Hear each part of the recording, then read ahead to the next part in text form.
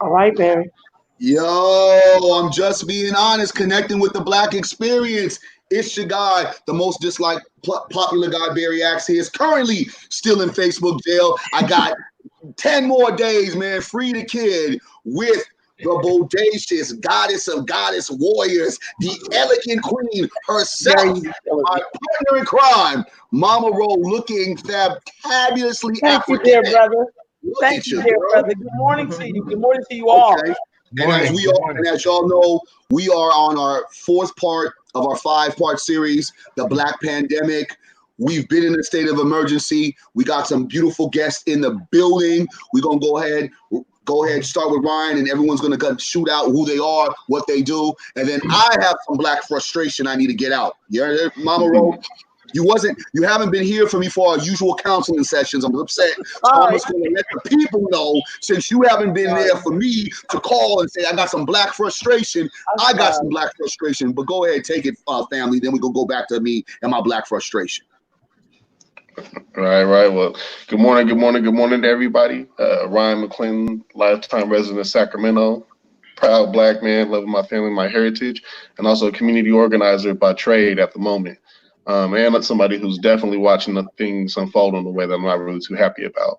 I definitely want to be thankful for the space of Mama Ro and Brother Barry for setting this up, and these two great minds I got with me, and my brother Simeon and Miss Caitlin Dean. Good morning. Ms. Dean, please go for it. Thank you, my brother. It's so good to see both of you, and thank you to Barry and Mama Ro for the invite for this. My name is Caitlin Dean. I am not a longtime resident of Sacramento. I'm actually originally from the East Coast, but I am very proud to call Sacramento home. This is where I live.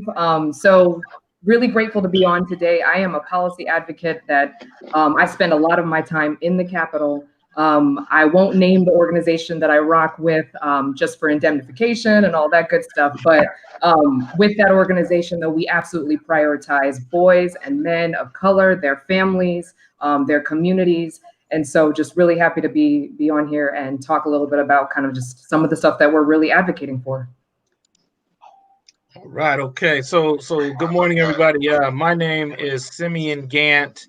And yeah, I've been in Sacramento for a long time now. And, some might call me a social entrepreneur. I call myself an advocate for our people. I try to help with the voice of the voiceless, and, been working in and around the Capitol for more than 20 years now. And just here and happy. Thank you, Earth Mama and Brother Barry, thank you for bringing me on so I can kind of tell my story a little bit as well. No doubt, family. We thank you. We appreciate y'all. Again, Earth Mama Healing. Tap in on Facebook. Tap in on YouTube. Just being honest. Connecting with the Black experience, and these people have experience about being Black. But let me get back to my sister queen before we really get into this. We got a few minutes for us to really get involved, get people into the chat. Sister, where have you been? That's all I want to ask. Where have you been? Which one are you asking? Yes, Yeah. where have you been?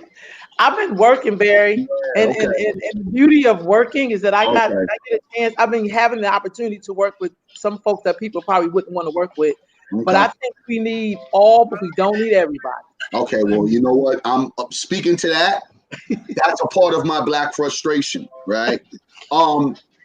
Today, I should be fulfilled with joy, not only having my brothers and sisters over here as guests, and we talking about Biden and his ignorance and other policies, but I find myself conflicted because here in Sacramento, as we know, it was Memorial Day weekend. And I had a great Memorial Day surprise. If y'all don't know, I was on the Kelly Clarkson show with the 3 Black chefs. You know what I'm saying? You know what I mean? Let's celebrate that Black Yeah, that was you know what I mean? Sure. Not all y'all shared that, but I'm gonna talk to you about that later. I didn't even know. I'm gonna send the link to my sister so she can. Because you was in Facebook jail. I didn't know. Exactly. Establish your voice.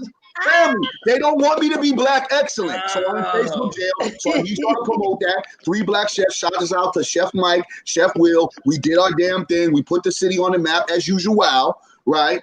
But as I was trying to lift up in the glory, and my birthday's only in a few days, May 29th. I'm gonna celebrate my birthday. I'm excited about that. Let's give it up for black excellence again. That's right. Yeah. We better because you here, brother. We are better because you here. Yeah, stop it. Okay, I'm just saying. I love you.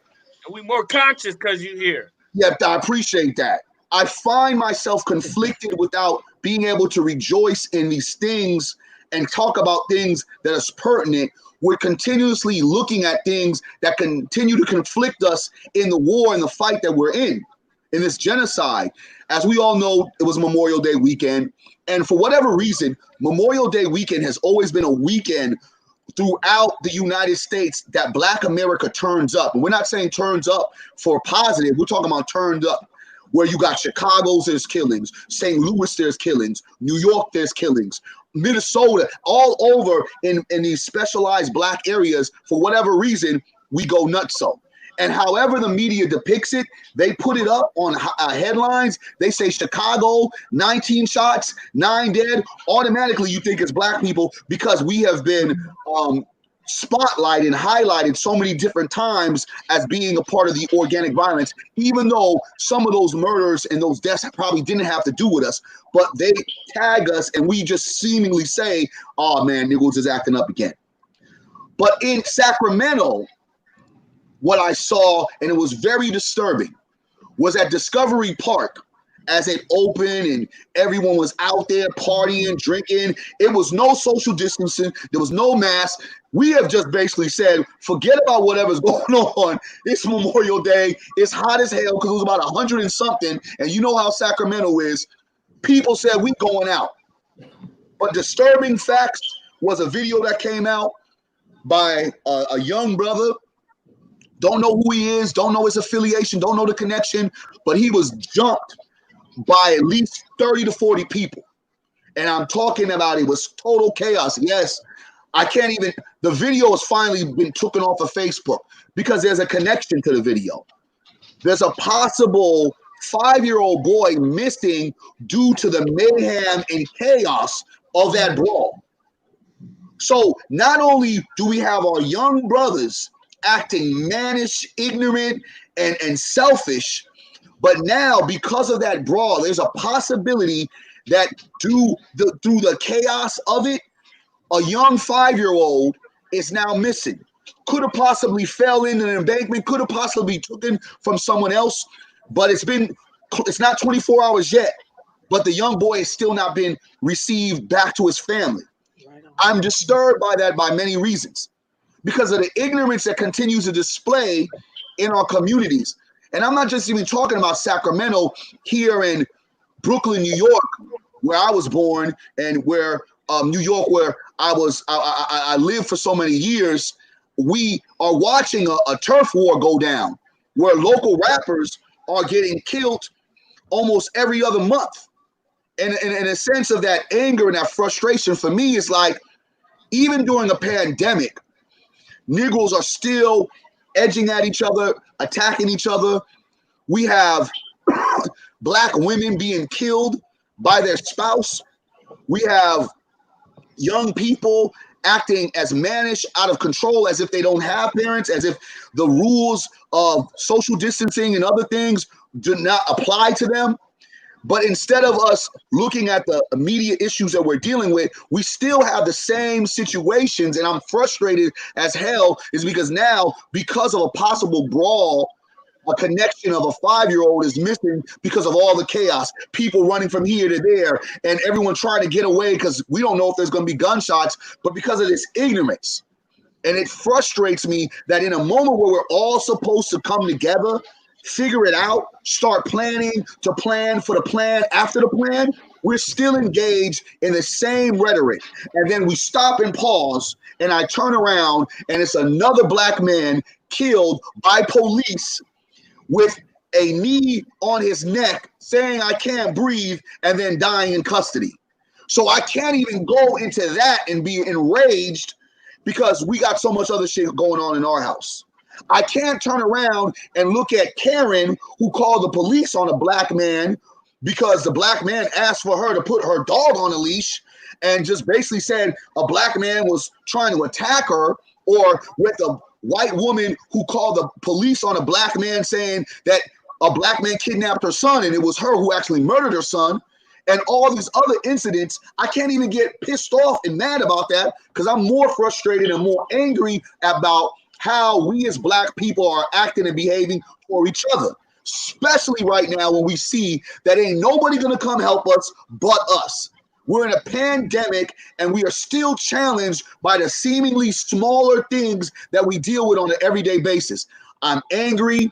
I'm frustrated. I'm just not excited by the behavior. And especially when I look over here in Sacramento, for a lot of us who have done a lot of the heavy lifting to support those who don't have a voice, to support those who we know are in distress, it seemingly is a slap in the face because it doesn't matter how much we help.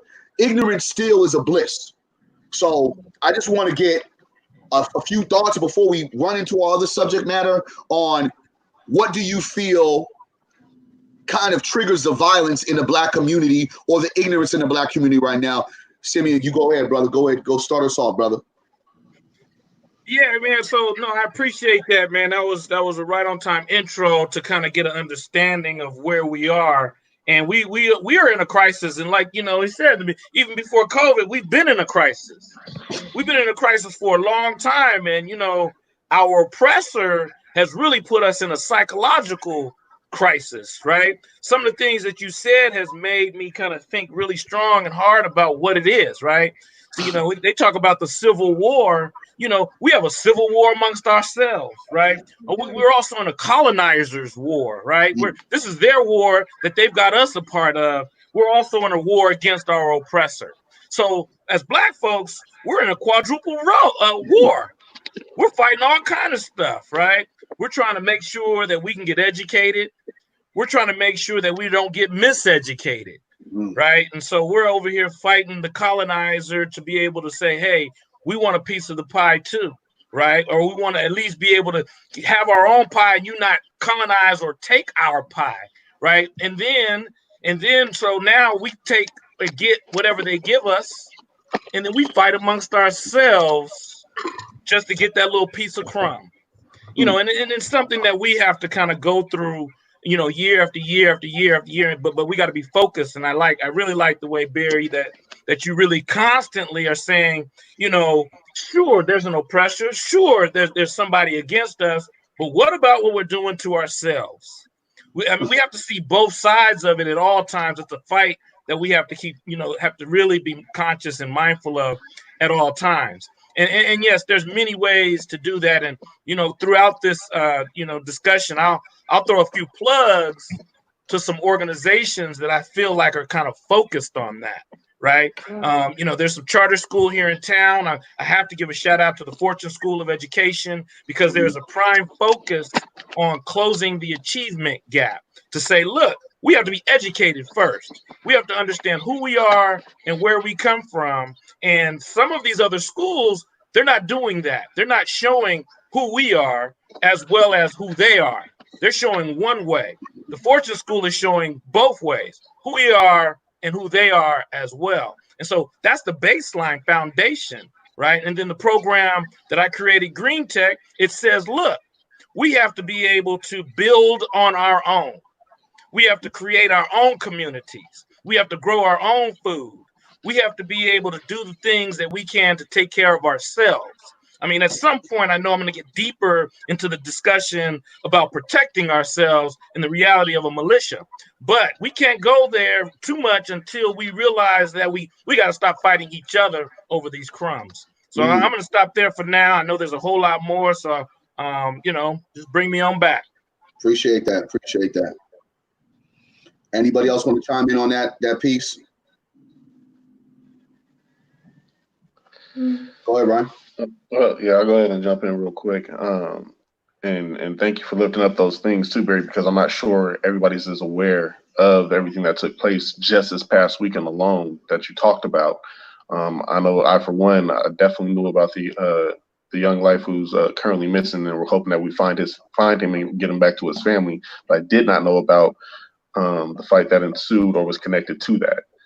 And it's something that, it always hits my heart tough because. Now I'm saying the possibility of the connection. I don't want to sit there and go out with misinformation, but from what I'm reading and what I'm getting from my sources, that because of the melee, there could be a possibility that those two things are interconnected because the young boy was at Discovery Park during the time that all the fracas came out. But go ahead, brother.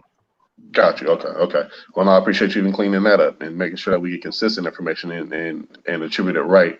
But yeah, it's something that always hits near and dear to my heart. As you know, Barry, we've been on the front lines in countless situations, responding to some of our community violence. And, we constantly have conversations around how do we police, or how do we, what are our alternatives to police? Yet I don't often see a lot of solutions where folks are coming together to say, okay, we're going to be a response, where we have something that we can do. It's not saying that you need to jump out there without a bulletproof vest on and, in the middle of a gun situation, but there's things that can happen way before we get to that point of just stepping in that can constantly be done. Just pulling somebody to the side when you see their energy's off and checking in with them, showing up, working with young folks, whatever, being a disruptor of violence before it gets there. And I had to say that because too often, it happened right around the point from where I'm at now. A couple days ago, last week, matter of fact, that there was about 20 kids up at the park fighting, like full on going in. And two of the neighbors from the neighborhood come up and like, hey man, there's a fight over there. Do you think you can call the cops? I'm like, call the cops. Before I call the cops, I'm gonna come see what's up, because these are young black boys who will be fighting. And the moment the cops show up, it's gonna be a whole different situation. And me and another brother who happened to be outside with me end up walking up, and we just, in instant as they recognize us, they're like, yo, we're like, hey man, y'all need to calm down and get up out of here. Y'all about to get involved with the cops, the whole nine. They instantly stop. And as we're doing that, we're checking them. Are you good? What's going on? Are you injured? What's going on with you and whatnot? And they're like, no, thank you for checking on me, right? And it was just so different to see how their energy came in as we're walking up to that. Now, I'm not saying that that's going to work out that way every time, but doing something versus just being a bystander, like, oh man, there's another fight going on. To hear that there was thousands of people out there and 30 people jumped into a fight, there were friends of folks who were out there who could have intervened and pulled their person out of it. You know what I'm saying? There's something that could be done. I'm not going to get too deep into that because just like I said, it hits close to my heart, so it's bringing up some different things for me. But yeah, we have been in a crisis. We are in a pandemic constantly. I appreciated, I think it was in Ohio this past week, there was a story coming out that one of the counties in Ohio identified being black as a emergency crisis. Or I'm probably saying that wrong, excuse me, I'm still early and whatnot, shaking off some of the cobwebs, but they identified what racism is, right? Especially towards black folks and people of color. So if this is something that we can identify in Ohio of all places, why aren't we recognizing it in every part of our community? Why aren't we seeing the impacts that are being done to our people and finding ways to respond appropriately, be it through policy, be it through accountable measures of who makes those decisions, be it through the ways that we conduct ourselves? There's such a long list of these conversations that need to happen, and beyond conversations, the action that needs to happen, that it's on us to start carrying that torch. And if we're not the ones leading that conversation and taking that charge seriously, then we're going to continue to see a lot of the challenges that are coming up to us now, current day. I can get into some more things by anti-blackness, and I'm sure we got plenty of that we're going to talk about in this show. But definitely create some space for my sister Caitlin to go ahead and share some of the things that she's reflecting on and that she sees from her lens. Yeah, thank you for that, Ryan. I think just thinking more about like from a state perspective, right? Governor Newsom talked about, he just released what's called the May Revise. So that's the budget plan that it's a proposal that the legislature is currently redefining and finalizing over the next couple weeks. But basically it reflects a $54 billion deficit that the state is facing. So at the start of how he first presented it, both in the press conference, both in the written material, he talks about how California is facing an unprecedented crisis and we're in an unprecedented state of emergency. And I think what we're having this conversation about today is we all know that Black folks and the Black community has been in a state of crisis. So without even going back through kind of some of the things that my brother Simeon talked about, like I won't even, without even going back into the structural racism, I want to kind of piggyback off of what Ryan was talking about in terms of some of the things that we can do, some of the things that are on the table, and some of the alternatives to response that we can do for our community, for us to step in instead of police. There's a really dope sister here. Some of y'all might know her. Many of you know her, Asantewaa Boykin. Know that name. The other name you should know is MH First, Sacramento. That's an organization that's modeling what the state can be doing and should be scaling up to support and helping to build capacity. So MH First, it's a crisis hotline. It's run by all volunteers. Nobody's getting paid, as usual, of course, right? Folks are giving out their hard-earned time, their hard-earned resources, and they're responding to things like mental health crises, substance abuse, intimate partner violence, domestic partner violence, helping folks to get safely secured in evacuation if they're in an unsafe home, things like that. So they show up, and literally one of their models is every time cops are on the scene or every time police are dispatched, they themselves dispatch. So they will also try and go. And so I think that when you look at things like that, that is one example of something that's happening across the state. But it's also a reminder to me that California has done very little to support organizations like that, community-based organizations, by way of policy, by way of dollars, right? And so I think, if you look at by way of legislation, one thing that folks could get involved in is there's a bill, and I'm gonna make a plug for it, but it's something that rather than just, us, talk about or try and show up, now for committee hearings that people can't show up to in droves anymore and give mass testimony like we all did with some of maybe the police use of force bills last year. This bill is AB 2054, and it's called AB 2054. And it's authored by Assemblymember Sidney Kamlager, who's from Los Angeles and member of the Black Caucus.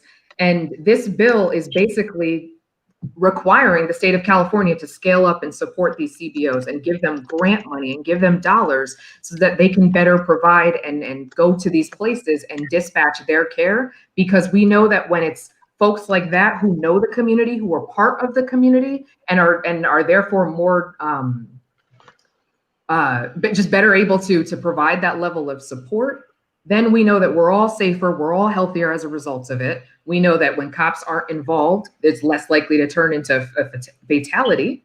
And so something like that is all hands on deck are needed right now with that, because it's going into what we call the Appropriations Committee, which some folks say that's where bills go to die. It all has to do with finances, and the state is really looking at how can they cut and all that with the budget deficit. But what folks are not looking at is what are these cost savings to the state? What are the cost savings by allowing some of these organizations that, again, are doing phenomenal work in all of our communities? What would it save the state to be able to pour resources into that instead of all of the inflated cop salaries? Woo! I say, we are about to have some jewels today. And I think that, for me, I believe the lots of the time where we lose in the race, we don't have a lot of strategic strategists like yourselves in enough of these positions. And I don't think that we talk about it enough as far as policy. What I looked at when I saw or I saw some highlights when Puff Daddy came with the whole state of emergency thing, it was kind of like we're talking about the same subject matter. We know the problems, almost as if it was a nuance. But the reality for me is like, well, what can we look out for, and how can we obtain things that have been challenging us and challenge it back? So hearing about certain policies that we don't know locally or statewide is important, because we don't know. We lay into that ignorance, whether we don't think that it affects us, or if it affects us long term, not in that a moment right there. So I think that a lot of us lay ignorant because we don't know actually the chess moves that are being made, and we don't really sometimes believe, I think, that it will affect us, and it usually does most times and often when we talk about budget cuts and state cuts. But before we get into all of that, I want to ask you guys, when you heard, and I want to go with Mama Ro first, when you heard Joe Biden say what he said on the Breakfast Club, right? Speaking his truth, allowing himself to say, well, if black folks don't, vote for me, they're not really black, and all these other condescending things that he had kind of put in his interview with Charlemagne. I think he was a lot more comfortable being in a black space, thinking that that's the way he was supposed to, show himself off. I believe it's dementia kicking in and it's some other shit. I don't think he fit and be our president, but that's another kind of subject matter. Queen, when you heard that, I see you smiling. When you heard, I like it. I like it when people are honest. I'm not mad at them. I like honest white people. I don't care if it sounds racist or it doesn't sound like they're considering you. I like it when people are honest, and I think that. Is that me echoing? Yeah, I think it's you. Okay, hold on. So, I don't know. I never had that feedback before. Sorry about that, y'all. Let me just try one thing. Can y'all still hear the echo? I can still hear it. Yeah. Is it better? Now it is. Okay. So what I was going to say was, I'm going to be really short. I didn't have a problem with what he said. I like it when people are honest. I'm not into the dress up. I don't want to be around white people who are going to tell me what I want to hear because they want to be president. I think it is up to black folks that when people tell you the truth, deal with it. I don't want you to comfort me with a lie or comfort me with what you want me to know. He told us something and we should act accordingly. And the funny thing about this is to hear black people try to make other black people feel uncomfortable or to try to guilt them into voting for this man and try to make Donald Trump be such a boogeyman when both of them are the same two people to me. So no matter who be in office, and I'm saying who be in office, I'm saying it just like that, we need to have a plan for our own survival. And I'm going to be very honest, the plan is not the government. See, no other group is waiting on the government but black folks because we have bought into this system that we're thinking about our pensions and our plans. But you can have a great plan for black folks. You can name all these great things you say we have. But if we don't have things in our own home, the rest of the stuff is just nonsense. It's like blowing smoke. And what I don't hear is plans for how we're going to help black communities, black homes, black mothers, black fathers to be better at providing some kind of safety net for them. That's what I don't hear. And that to me is concerning. I'm not even caring about Joe Biden. Joe Biden is from Scranton, Pennsylvania. I'm from Philly. So I never remember Joe Biden being down like that. But black folks will make a white person feel black in a minute and then blame it on trauma and white supremacy when it's our own doing. We have a lot to learn from our ancestors, and one of it is how to stand on your own 2 feet. That's what we can learn from them, because Lord knows they didn't have any of the stuff we got right now, and they made some stuff happen. We had clearly 16 racist ass presidents under slavery, clearly, and black folks still made a plan to get things done, to get freedom, to help each other. They never once turned to the government because they knew the government was never going to help them. The government knew that the only way they could see them is as slaves. And we don't want to be honest about maybe we should be looking at this thing a little different. Maybe that's what we should be doing. So I don't have no problem with Joe Biden. I just, because to me, you've seen them one, you've seen them all. He's no different than Hillary. He's no different than Trump. He's no different than Slick Willie, the first black president that black folks called black, and more black men was locked up under him, which is why I'm 48 years old and represent those groups of black women who did not have good pickings. If you know what I mean, if you grew up in my area, you know what I'm talking about. And that's because we supported this Slick Willie who basically helped lock up all our black men and then turn around and try to make, see, black folks, something's wrong with us. Because we're not relying on ourselves, we're relying on everybody else but ourselves. That's all I got to say. Ms. Dean, I want to hear what you think about what's your boy Biden, because I don't know. I think he was leaning on voting Biden. I don't know, your boy. No, sir. But no, so I don't really actually have too much, and I would love to hear what my brothers have to say. But the one thing I do want to say is 1994 crime bill. So Biden is racist. I'm sorry, he's hella racist. And so, but I'm gonna back up. I want to actually hear what you two have to say. Simeon, I see you got that rolling in your head. I got some things I want to touch on. Here's my thing. Like when he said it, my first response was, can you guys hear me? Just want to make sure you can hear me. I just got back in. Okay, so my first response was, there you go again. Slip of the tongue. It is slip of the tongue Biden. He did it through the whole 8 years of the Obama administration. He would say things, that would get him in trouble, which in turn gets everybody who supports, that whole ticket in trouble, because he represents the whole ticket. And so when he did that, I'm like, there he goes again, saying something, out loud that whether we all believe it or not, whether he believes it or not, it's just, it makes it more difficult to win. And the reality of the fact is, and I understand where Barry's coming from. I've been in this game for a long time. I know that the Democrats ain't no better than the Republicans when it comes to supporting Black folks. I feel that. However, we're living in this country, and again, I always talk about the oppressor, right? These colonizers who came to this country, brought us over here. Now we're here. Now what are we going to do? Are we just going to kind of roll over and die? Are we going to take it over? Or are we going to work within and try to make the best of it as we can? And, we're sitting here like, okay, we're in America. They have a system. They got something called the president.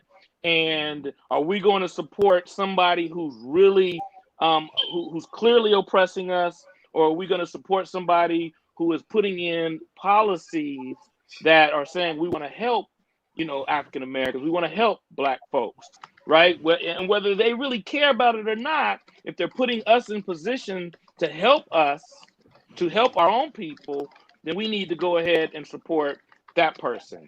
And Obama was in a position to bring other Black people into powerful positions. He did that. And Biden, I suspect, is going to do a very similar thing. He's going to bring Black people into positions of power to be able to help other Black people. Donald Trump is not doing that. Donald Trump is making it very clear that he doesn't want us anywhere and around. Certainly, he's faking the funk, bringing Black pastors in, saying, "Hey, we're he's the best president of all time." In one hand, and messing around and kicking us out of his apartment complexes in another, making us homeless. And so that's a clear reality that we need to be able to say, whatever it takes to get rid of Donald Trump, let's get rid of Donald Trump. That's where I stand. I appreciate that input and even some of the things that that everybody's brought up, honestly. One of the things that I really want to drive into, though, is something that Sister Rolanda touched on. And I know it's currently a conversation that and a few others are having where we talk about the impacts of what anti-Blackness looks like in terms of how are we causing harm to ourselves. And a lot of times what I'm saying is it's not even necessarily that we intend to cause harm to ourselves. It's the impacts of conditioned anti-Blackness or some of the cultures of white supremacy, right? If you're looking at a system that's been highly effective for over 400 years, that subjugated people to produce value for someone else, and all the things that go into that type of mentality. And what I mean by that, when you talk about quantity over quality, right? What does a reward system look like, right? What is a patriarchy of who should be leading us based on the merit that we give you versus the merit that's been earned or whatever, right? I constantly hear us as Black folks talk about, man, we're working harder than anybody, yet we're not getting the opportunities that we deserve, right? We go to bat for ourselves so much, yet we don't have anybody who looks out for us, right?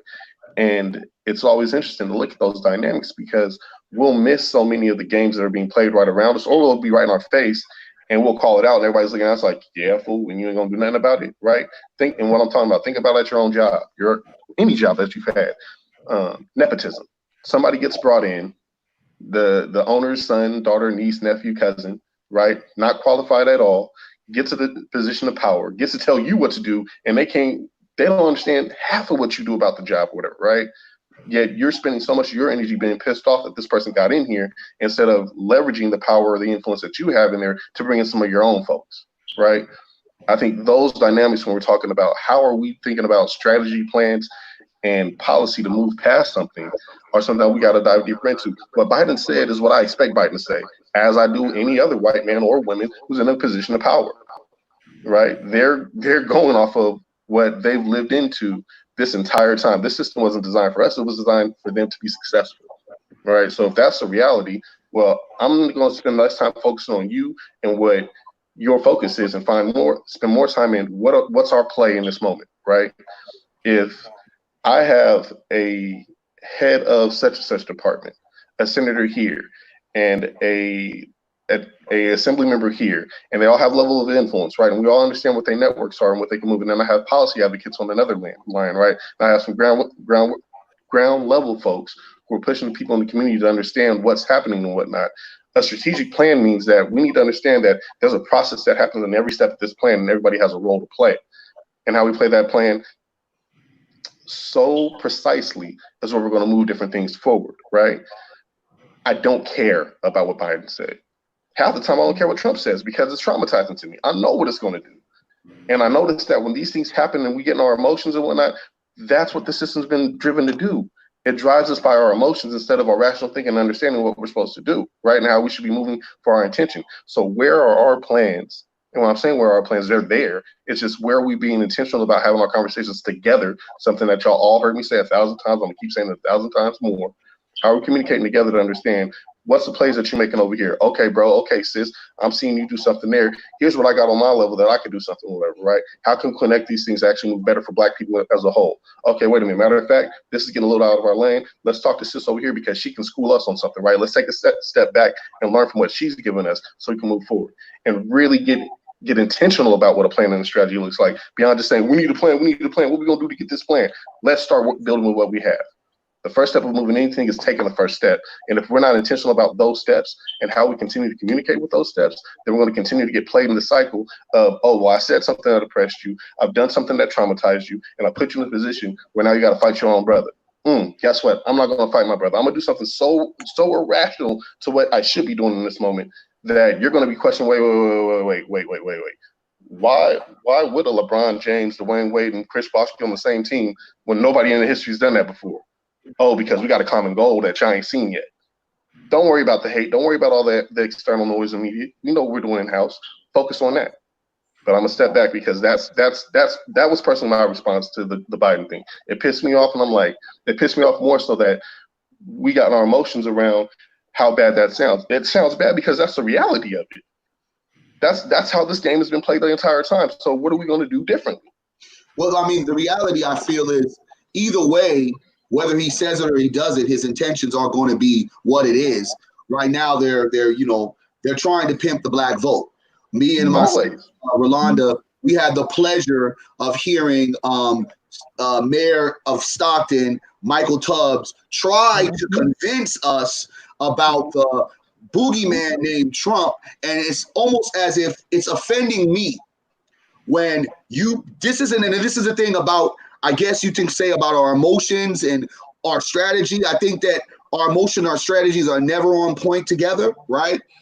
When I hear someone basically tell me, well, this white boogeyman is a lot worse than this white boogeyman, it doesn't move me. So you're saying that I'm not Black if I don't vote for you because Trump is what? And to be honest with you, Gant, I have to argue in the simple fact that your boy Trump is an idiot, but he's smart at the same time. He's put a lot of different policies, just the simple fact of just giving a whole bunch of historical Black colleges monies to keep them going, and some other things that happened with one of Joe Biden's bills to help support what Joe Biden added in '94, trying to put a bill that kind of is an alternative to that. He's done a lot of things to help support Black people. That's not taking away from his racism or his bluntness, but ain't all these mother effers racist? I mean, he's steadily talking to Black churches. I mean, there's a whole bunch of Black churches. Some of them don't want to open, but some of them do. And I just get to thinking that I think we try to phrase this out to be one or the other. When I'm looking at Shouldn't it be strategy over emotion? Shouldn't that we don't even care about whatever these mother effers say because we already know what it is? But instead of us saying we're just going to vote Democrat because it's the right thing to do, that we should hold our vote and say, no, here are the terms of what we want. I think Puff Daddy said it best, even though I don't agree with a lot of his analogy, but it's just like the black vote ain't for free.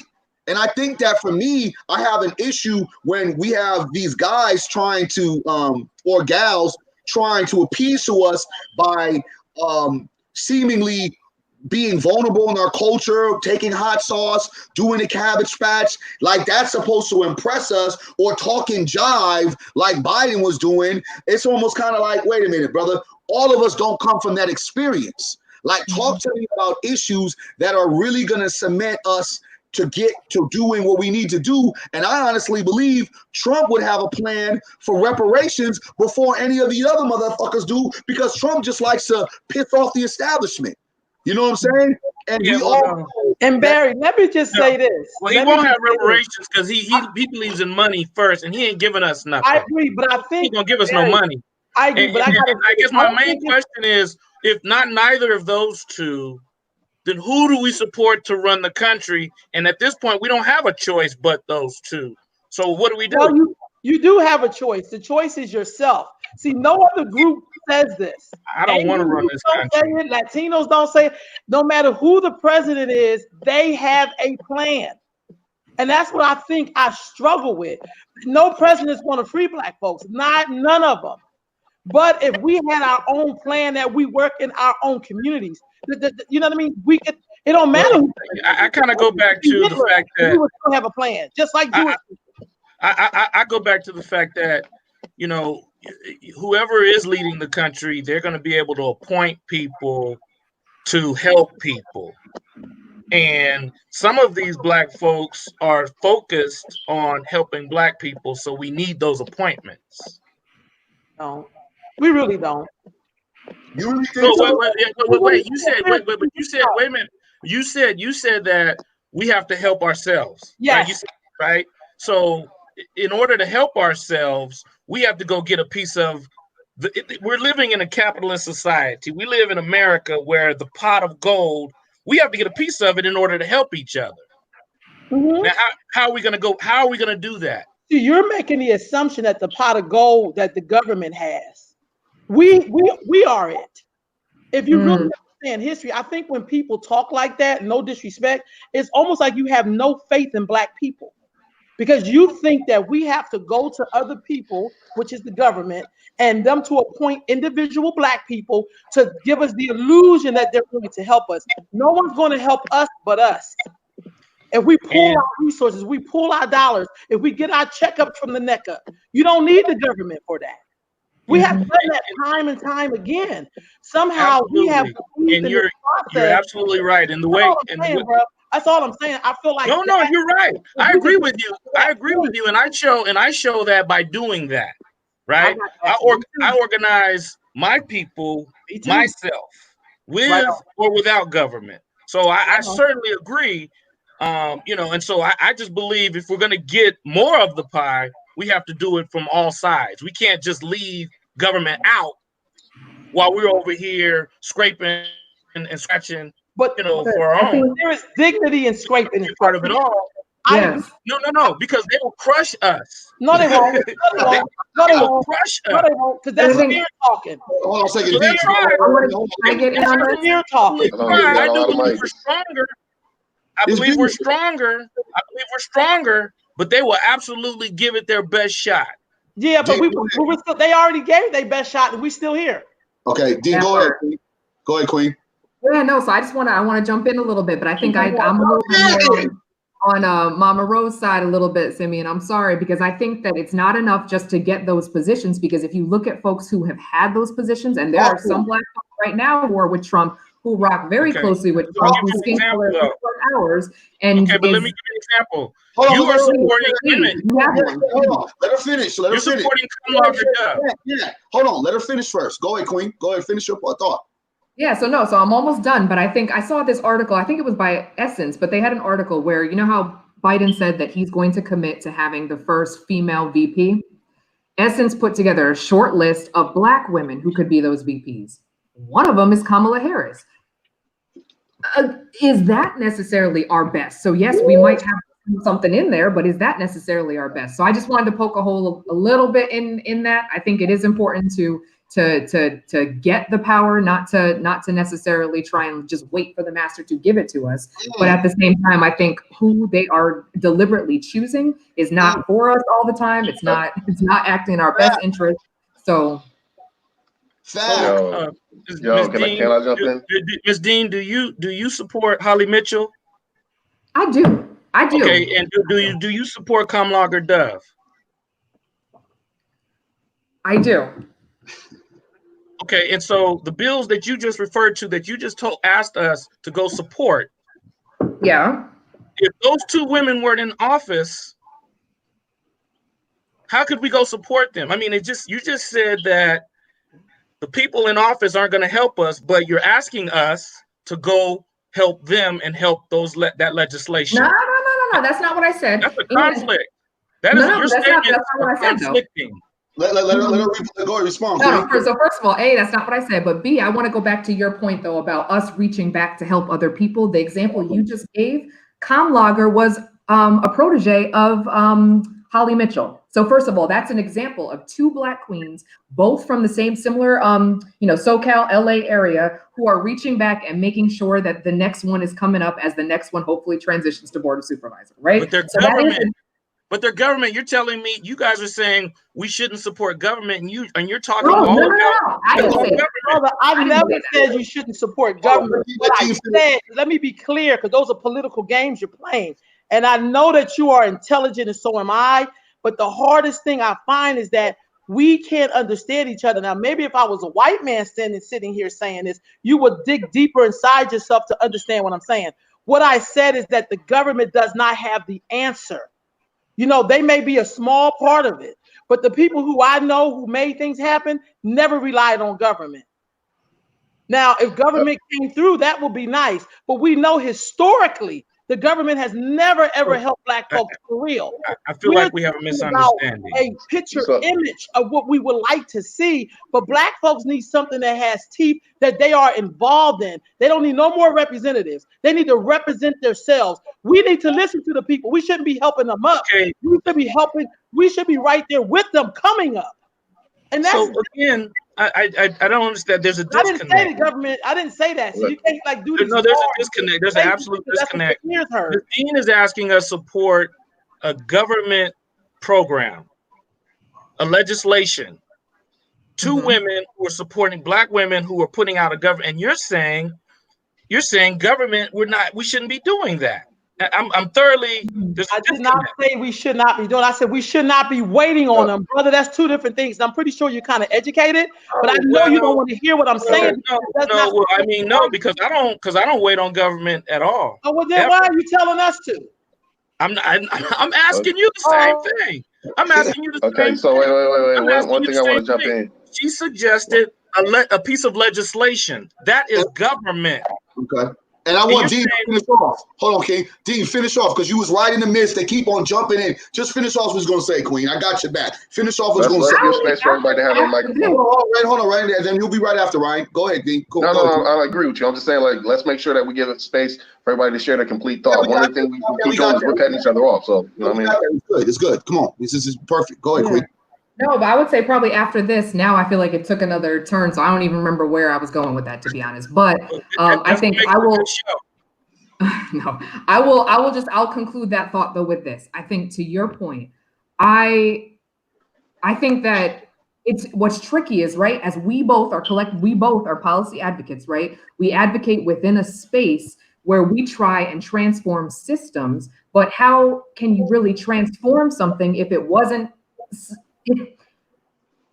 Let me back up. We try and reform systems, but how can you reform something if it wasn't already that way? And so to have to come in and transform something, still while folks are also trying to actively dismantle and abolish, sometimes policy advocacy is the piece of the puzzle that I know I've been tasked to do in the meantime, while I'm abiding, while things are changing, while we are waiting for our by and by.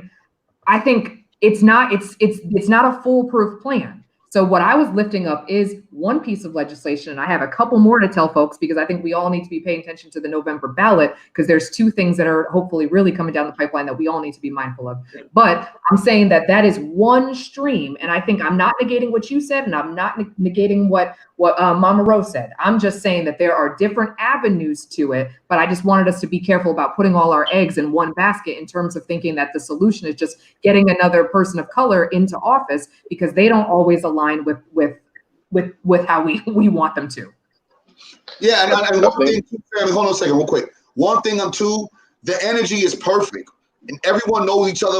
This is what we're supposed to do. Let's have the conversation. We got the whole thing to make sure we're going to turn it. We don't need anybody else moving into the peacemaker piece or anything else like that. We got it. This is nothing aggressive, but it's necessary.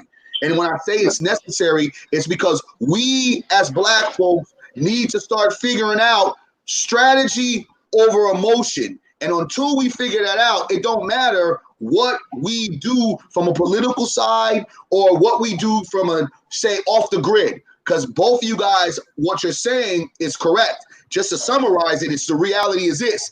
There has to be two different attacks. There has to be the attack of, check this out. This is what we're doing on the ground, connected to those people who are in policy that can say, that's all I needed. Let me be able to push this because now I can be courageous enough to know that if I am going to push this agenda, you people got my back. It has to be two different kind of sets because I'll just say when the gays, they wanted the right to for marriage, they was hitting from a political side.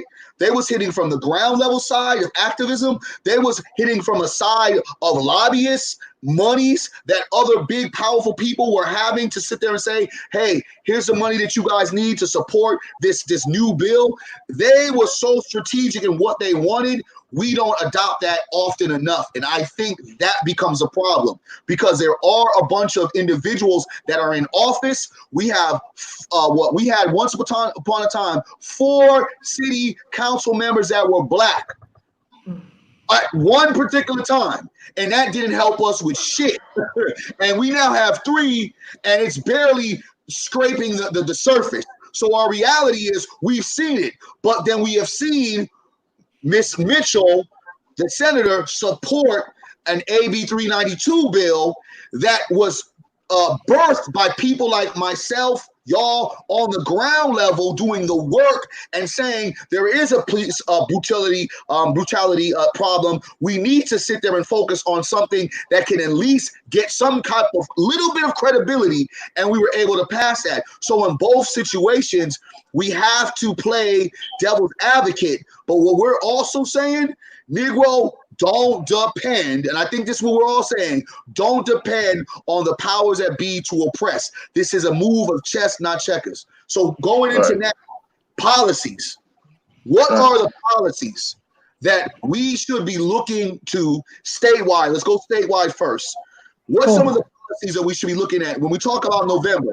November is more, November is more about just voting for the president.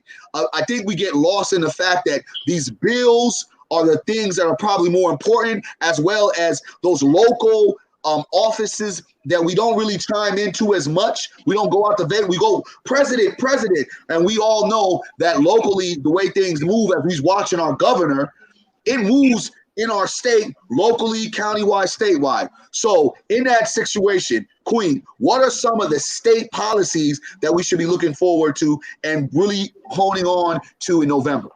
Cool. And I just want to shout out Malachi. I see Brother Malachi in the chat, and then I saw a couple folks. So thank you. Keep the chats coming. But I think to the point about state policy, looking into the November ballot, there are ACA 5. Say it again. ACA 5. That's where I was going. So ACA 5, it is authored or championed by Dr. Weber, Assemblymember Weber from San Diego, Mike Gibson, also down from SoCal, members of the Black Caucus. This amendment would repeal Prop 209. So that's something from over 20 years ago. This is basically going to reinstate affirmative action. This is about helping our folks to get jobs, helping against discrimination, both from a education perspective. I see you, sis Lorene. And I think when you look at just where California is, we talk about how progressive California is, but California is actually one of 8 states that still outlaws these types of affirmative action types of laws. So this is a big deal to get this back. And right now it's still moving through the process. It is sitting before that committee I told you about where all bills go to die. So we're really trying to make a push right now. So when was this removed? Like, when did this take? When was it like not a thing? What happened? When was that? Prop 209 was voted or passed by the Californians. It was over 20 years ago, but I don't remember the year right now though. Really? But it was decades ago. So this is the first real chance that we have to really try and repeal this. So what we need is folks can submit letters of support, but folks can also call your local legislators, your local electeds, and just try and apply pressure that way. I know none of us are showing up to committee hearings right now, which is fine, but there is a way to make public comment and things like that. So that's one thing, but it has to move through the legislature first. Since 1996, Barry, we have not been able to hire Black folks and women, right, and take a look at that in terms of the numbers, right? There should be more African Americans hired and more women hired and enrolled in the colleges, right, based on the oppression that has happened all over these years, right? And so they don't want, they're called forget the name of it's called, but there's only so many amount of people, and they say, look, if you have a certain amount of people in, say, the University of California, right? And we say, well, we want a certain percentage of African Americans in these universities. They're saying you can't do that anymore. As of 1996, you can't do that anymore. Okay, and we're saying we should be able to do that. We've been oppressed all these years. We've been told that we can't get these jobs because of our hair, because of the color of our skin, all these different reasons. And now they're saying we can't even have these numbers that say there's a certain percentage of African Americans that should be able to get these jobs. So ACA 5 repeals that and says, yeah, we can have those. We can say that there's a certain amount of folks who should be able to be hired because of the color of their skin. Okay. Queen, anything else? What any other one, big one that we need to worry about as well? Another big one, ACA 6. It's another amendment. This is something that if it moves through the legislature, then we can all vote on it in November, and we need everybody to vote yes on this one. ACA 6 helps to, it restores the right to vote. So when folks get released from prison, they will have the right to vote even while they are on parole. And so ACA 6, it went through, so it's a 2-year process. It went through last year, so it's on the second house right now on the Senate side, authored by Assemblymember McCarty, so local elected. But yeah, so same thing. If folks can help to rally around this one, that's huge. And then just maybe a couple other ones. AB 1950 has to do with putting a limit on probation terms. And then AB 2425, it closes a loophole on stealing juvenile police records. So these are just a couple. And then I know some of the folks in the chat, I saw Lorene put AB 3070, and there were a couple other ones. So what's 3070? What's one of that? Actually, I don't know. That one's not on my radar, unfortunately. But I see Lorene is she's the one typing it. So I don't know. I apologize. Yeah. Do you know which one that is? I can find it real quick.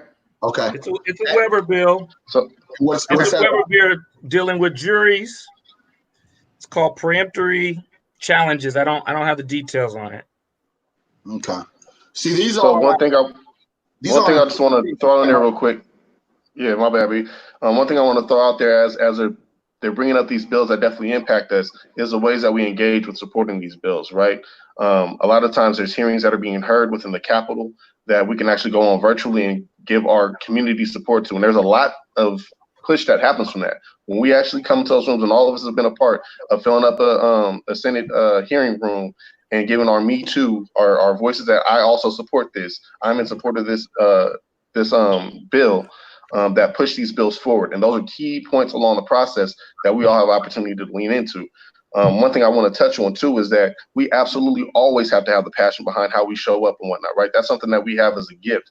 My point of where I was trying to interject there is that I want to make sure we could hear everybody, because when we all are on one mic going out or one speaker going out, you can't always hear the other person's voice, whatever. So I want to make sure that we're heard, because there's so much power and so much information from everybody on this call that we absolutely need to get this information out. The bills we're hearing about right now impact us first at the state level, but then it comes down to county and the city pipeline. We have to understand that all these things are interconnected. So how are we making sure that we have, when we're talking about elected officials, and this is what I was hearing from that conversation, we're talking about elected officials and who's getting in there, it's who are we developing to get into these positions to run the plays we need to run. You know what I'm saying? It's one thing to go ahead and have somebody that's put in, and a black face is very talked about, right? Having 3 or 4 black faces in there doesn't mean nothing if they're not connected to who we are and whatnot, right? But as we talked about with Holly Mitchell's protege, who was also able to get in the legislation, how are we thinking about succession plans? Who's coming up next? How are we looking 50 years down the line? Because let me tell you something, all these policies that we're talking about right now are looking at 50 and 60-year impacts, not just the next 2 to 5.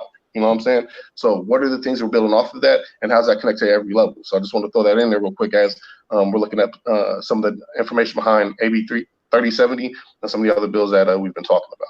So one of the things I do want to say, Barry, before you jump in, and thank you for that, Ryan, for your perspective. I think we have to keep in mind that Black folks are not a monolith. I come from a community where 10 people can be talking and I can hear every conversation. So a person who can't do that, we have to sometimes like, oh, we got to slow down. But I think we have to really start practicing not thinking in a monolith and not making assumptions in a monolith. Like, I love Holly Mitchell. I think she helped to pass a bill. There was some Black women who were mad as hell because their kids had been murdered. So we don't talk about both sides of this, because we keep trying to act like all Black people are in one bucket or one think. Like, it doesn't work like that.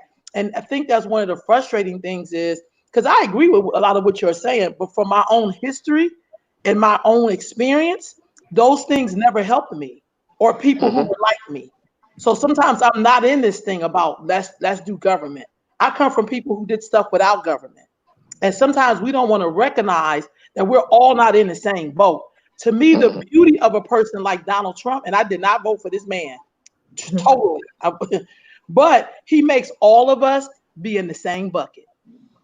And that usually helps to get things done. When some of us think that we're leaders and we think that we're governing people, then we can't even, because when we start using words like pulling people up, you can't pull me up. If I'm your brother, I'm supposed to be next to you. So that thinking, we got to get rid of that, because there's a whole bunch of Black people that none of us are speaking for on this thing, who are so invisible. And that we're instead of like, well, I'm speaking for Black people. Black folks, some of us know that you could pass every bill in the world, and when a cop kill us, he's still gonna get his pension and his vacation pay, and he's gonna be fine, and we're gonna be in the street. Not saying that we're not supposed to do nothing, but come on, that kind of looks like insanity. We can go back to 1973 and see police brutality. We can go back to 1945 and see it's always been there. We have to change something up, or we have to make room at our own table for each other. To be like, you know, I may not agree with that part, but if you really think I need to support that, I'm gonna do that. But not for you to make me feel afraid that I must do something. That's when you get pushed back. Yeah, no, I don't think we. I hear that a lot. I don't think we should be afraid of feeling like we should be pushing. Let's move into the conversation. We move into this. Okay, first, we've been asked not to vote. Get you, King. I'll get you. First, let's make sure everybody likes the page, likes the conversation. We need them likes. Y'all know what it is. Let's push it. Brother Ryan. Brother Gant, go ahead. You had your hand raised. Student. We appreciate that. Go ahead. I just want to make a couple points. One, we've been asked not to vote because these folks don't represent our interest. And, I think if we don't vote, right, we don't get Kamlager Dub, we don't get Mitchell, we don't get Weber, right? Who are looking out for our best interest. And then so that's just one point. Another point is, when I came in to the legislature in 92. When I came in the legislature, they had the Legislative Black Caucus, and it was about 20 Black men and women in there representing Black folks representing California all up and down the state, mostly the Bay Area and Los Angeles. I'm telling you now, so that you know, I recognize that all of those folks didn't represent all of our interests. Some of them went a whole totally different direction. And I fought that. I worked in the legislature for 20 years. Loved the fact that we had a legislative Black caucus. Hated the fact that I had to say some of them cats ain't for us. So I just want you all to recognize that I know from having to work with them directly. And the Congressional Black Caucus isn't much different at the federal level. Okay? Some of them are cool, some of them are not. It's really that's just how it is. So Queen, we know you have to get up out of here. You have some other things that you have to run to. Drop a jewel before you go. Sound off before you got to get up out of here. We want to hear your last thing that you want to say to this beautiful conversation. Oh, the pressure. I'm not good on the spot, Barry.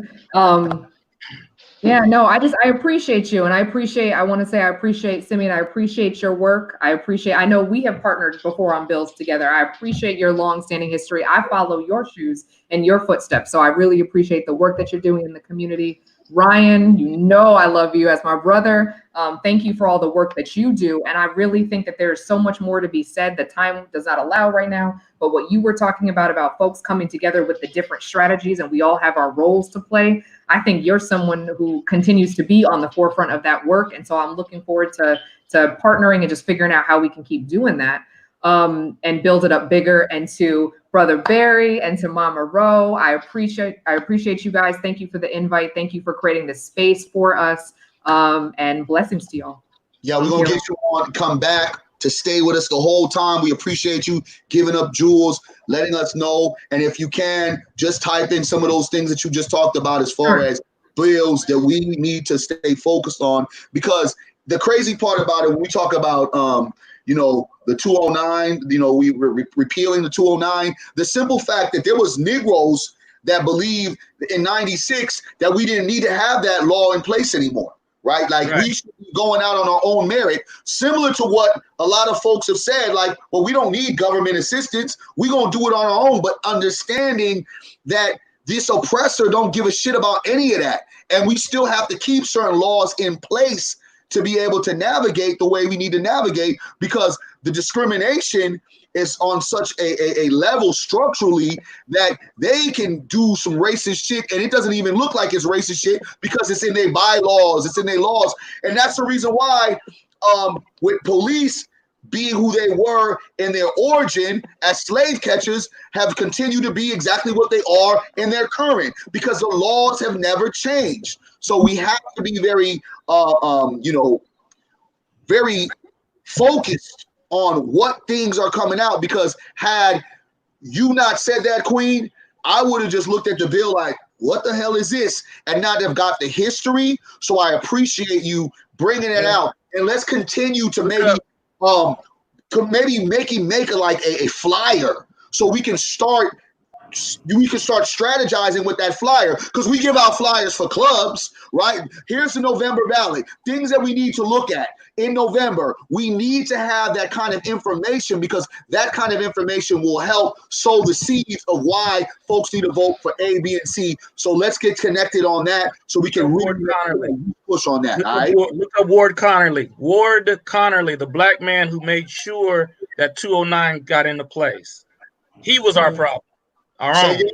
Say again. What's his name again? His name is Ward Connerly. W-A-R-D. Okay. Ward Connerly. Wow. Yeah. I know who he is. Problem. And we have plenty of those Negroes around.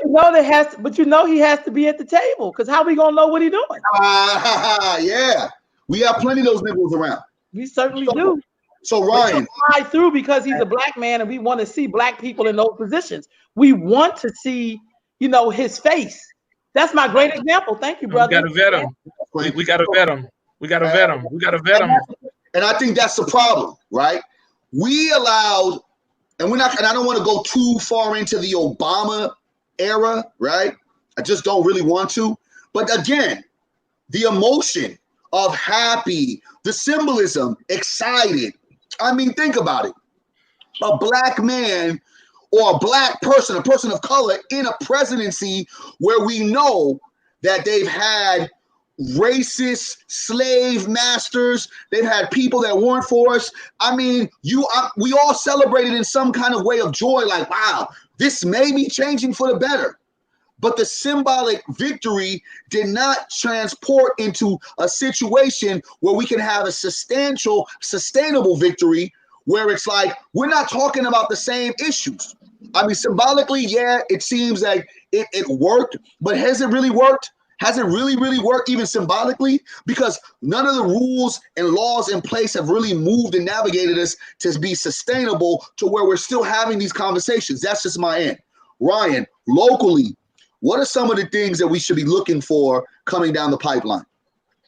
Tonight, right now, tonight, our city council at 5 o'clock is going to be talking about $89 million that are coming down from the feds to be a COVID relief fund to help us out of our situation, right? There's some clear guidelines around what this fund is supposed to do and some of the things that it's not supposed to do. Namely, one of the biggest things are backfilling other budget shortfalls and whatnot, right?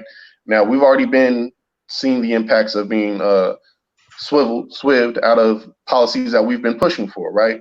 Measure U, I'm gonna go ahead and talk directly about it, where we knew before the history of a Measure U that there were promises made to the community that we're going to make sure that this funding goes to community, and over 80% of that went to law enforcement, right?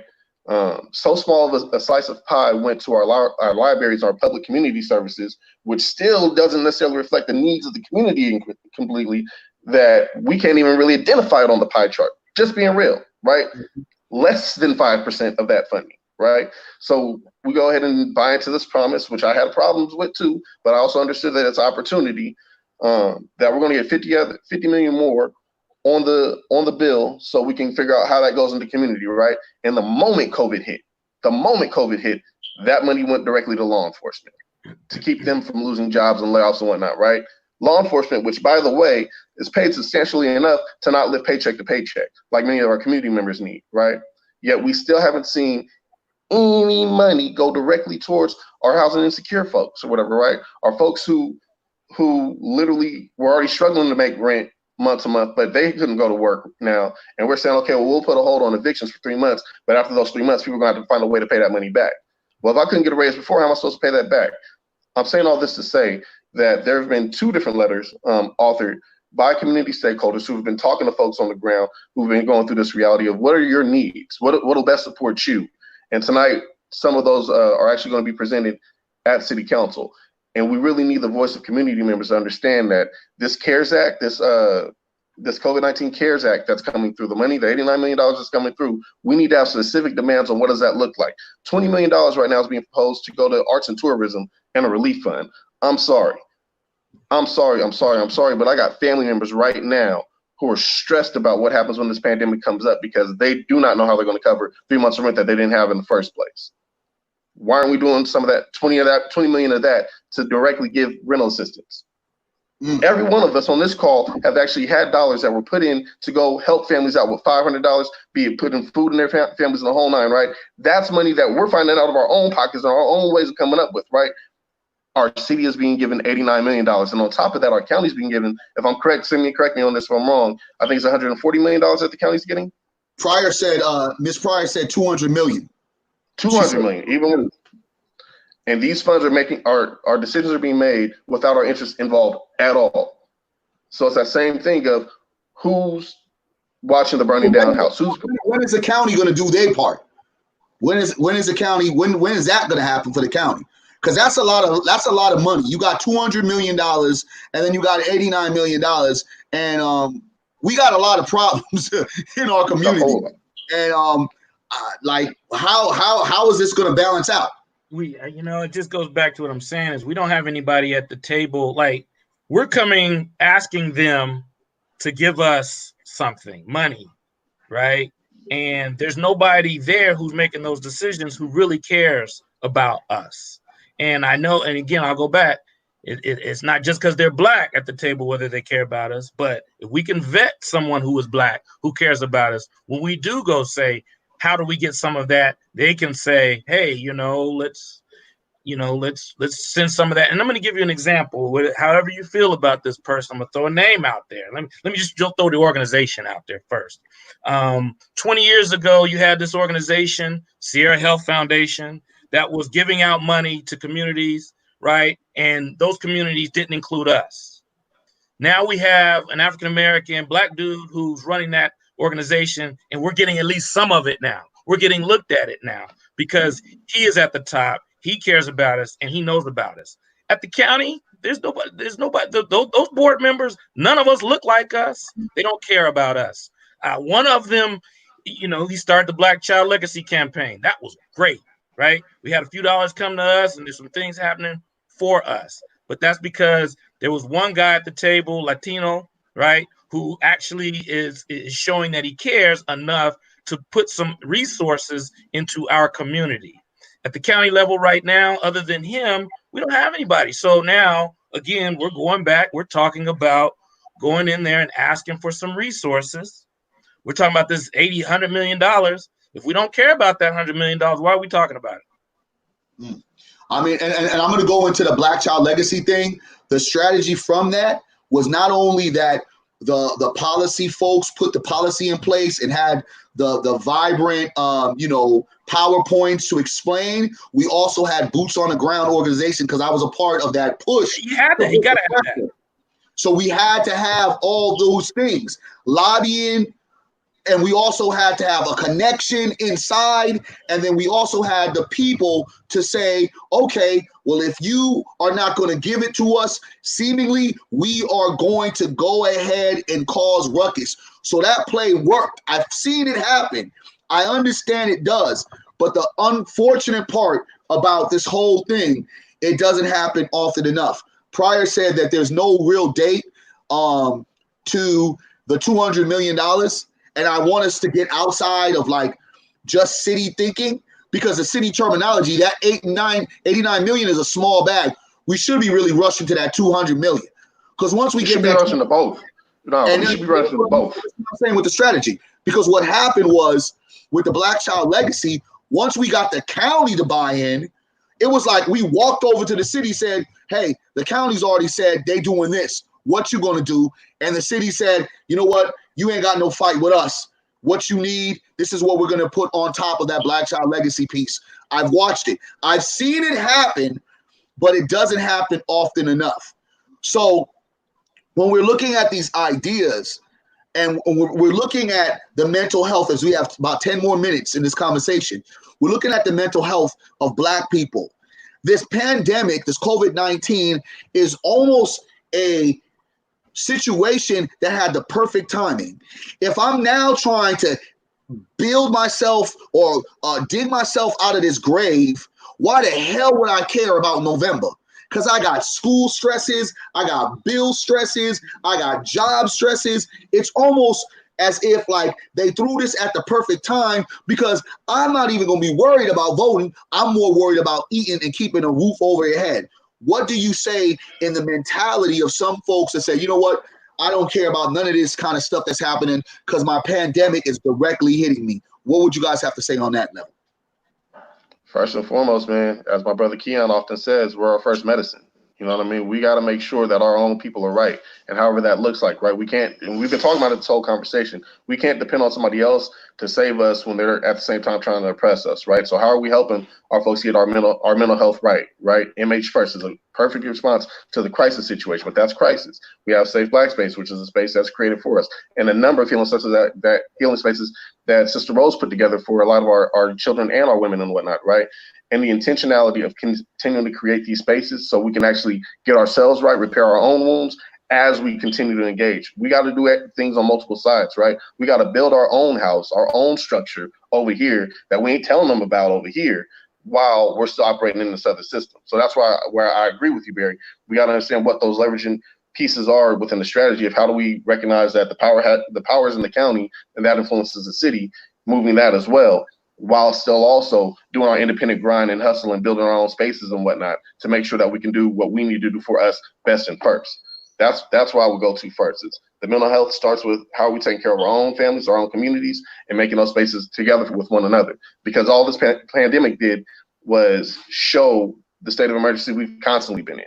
It exacerbated everything, right? It put that extra pressure on us. And now more than ever, we have to be intentional about showing up for one another the ways that we have been, but diving deeper into it. So I'm going to step back on some of those things. You saying that this pandemic has kind of like exposed all of the stuff that, what did you say that last part again? Yeah, it exacerbated it. It made it bigger. It showed it to everybody like, oh, man. But has it really though, Kim? I don't think so. I don't think so. I think the majority race and ethnicity still don't care. They didn't care then, and they don't care now. Right. Yeah, and I don't, because I think that in a result of it, I think that's a good talking point. Like, oh no, it exaggerated, huh? If you're in the know, as we all have, in the know, like the problems have been the problems. I mean, they're making an announcement and saying, oh, well, blacks are pre-existing conditioning. Well, who didn't know that? Like, you can't make an announcement to me like when niggas are saying, oh, black state of emergency. Nigga, we've been in a state of emergency. That's why we have this conversation. So I don't think it really did anything to expose, but again, that we continually to become the butt of the jokes, and we are the gum on the bottom of the shoe. And until we start realizing how we have to independently think and utilize these chess pieces on this chessboard exactly for what it is, and not just coattailing or just trying to fit in because it's a nice room of white supremacy. And I get it. I understand it. It's hard to kind of push the issue of what we're dealing with, then kind of fight it. I just don't see that in the same light. Go ahead, bro. So here's what I mean by that statement, right? When we talk about incarceration, right, we've been known, black folks have been incarcerated more than anybody else, whatever, right? During this pandemic, did we know that 1,200 folks from Sacramento County alone have gotten released from jail? Right? It took a pandemic for us to realize that we knew that folks didn't need to be released or didn't need to be in there in the first place, whatever, right? Now our government, by us maximizing on understanding this microscopic lens that's been magnified on so many of our issues, that okay, here's the opportunity, right?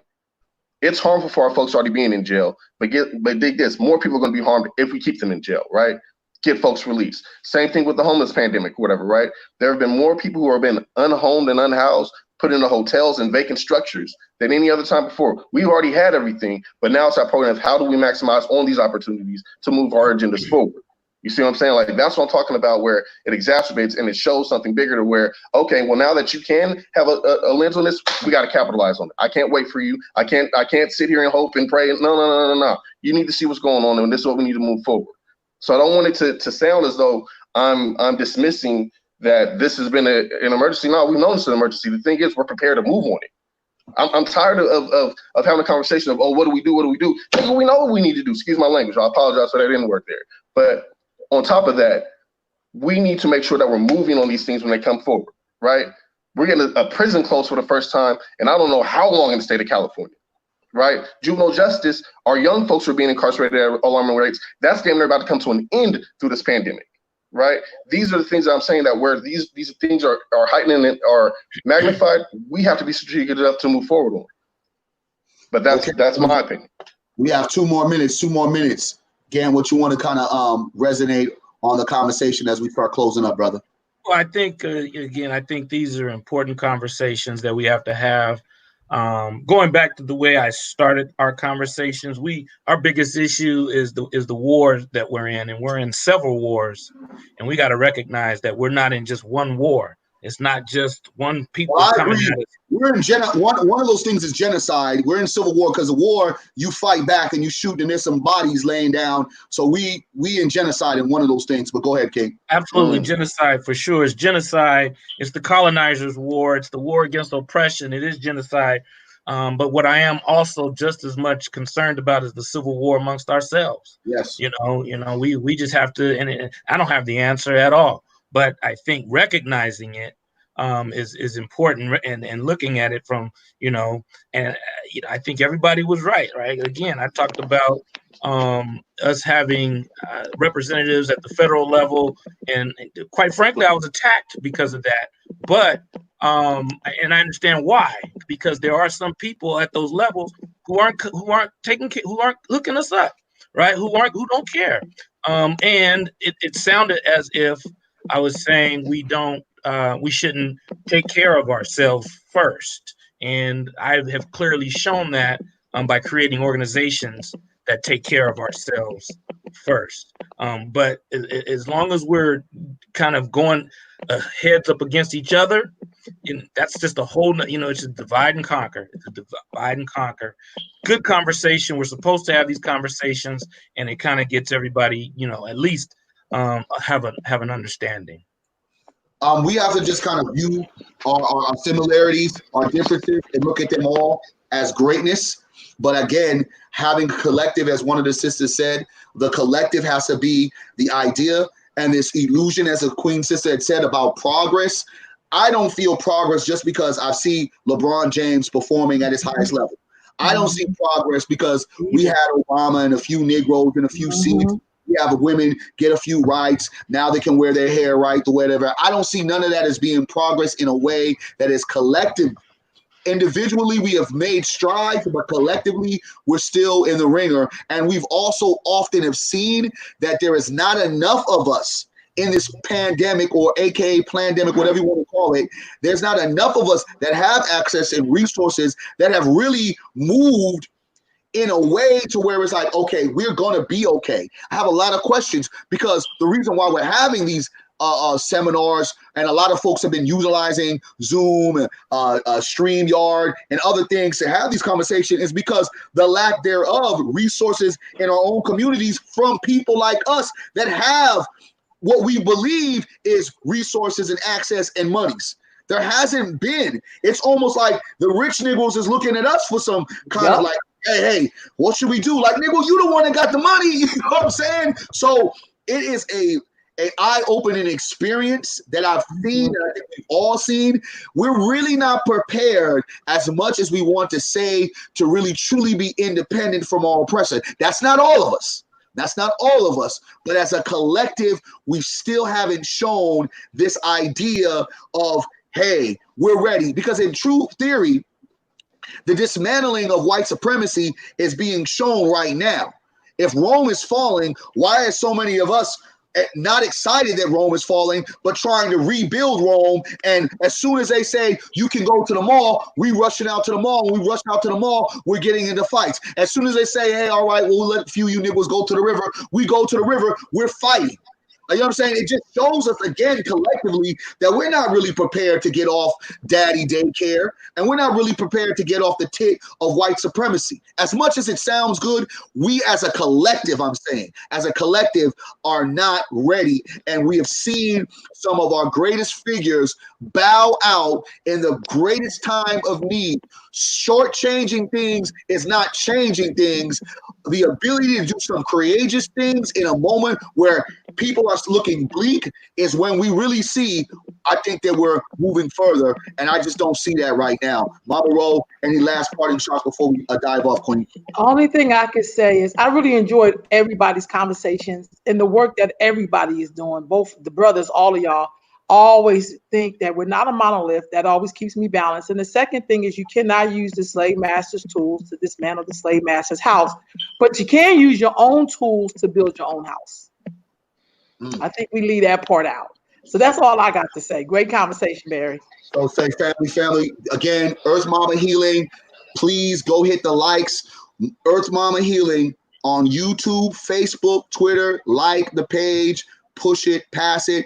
Let's start celebrating each other. Let's start supporting Black podcasts. Let's start supporting our brothers and our sisters that came on this show. Let's keep these conversations resonating, and let's continue to sit there and force those folks that are in power positions to not be comfortable in their position because they're the only Black face in there. Because all kinfolk, all skin folk ain't kinfolk, as they say. That old saying is so real. And we are off, family. Peace.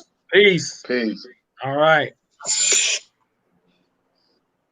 All right.